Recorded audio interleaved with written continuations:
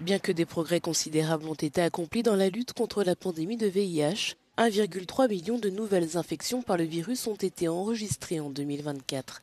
La dissolution de l'USAID vient perturber la riposte au VIH de nombreux pays. C'est notamment le cas d'Eswatini, dont 50% des programmes de lutte contre le sida ont été couverts par les États-Unis. Ce qui va me manquer, ce sont les conversations de jeunes qui se réunissent et échangent des idées, surtout en ce qui concerne les moyens de subsistance.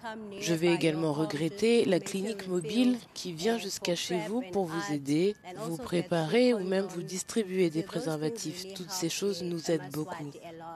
Le plan d'urgence PEPFAR pour la lutte contre le sida a été créé par le président américain George Bush en 2003. Nous nous demandons comment faire en sorte que les personnes sous traitement restent sous traitement et que les services ne soient pas interrompus, même si nous n'avons pas de budget au moment où je vous parle. Mais nous devons trouver de l'argent, nous devons chercher cet argent.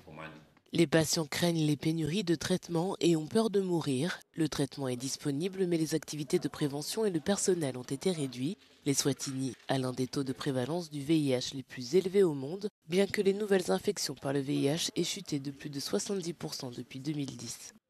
Le VIH ne connaît pas de frontières. Les nouvelles infections risquent de rebondir, ce qui signifie que les investissements que nous avons réalisés pour mettre les gens sous traitement vont être affectés.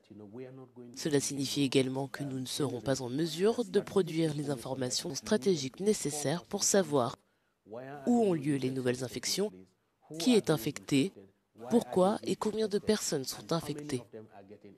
Voilà le type de valeur que l'ONU-SIDA apporte à la riposte au VIH. L'ONU-SIDA estime que si le monde n'agit pas, il pourrait y avoir 6 millions de nouvelles infections par le VIH et 4 millions de décès liés au sida d'ici 2029.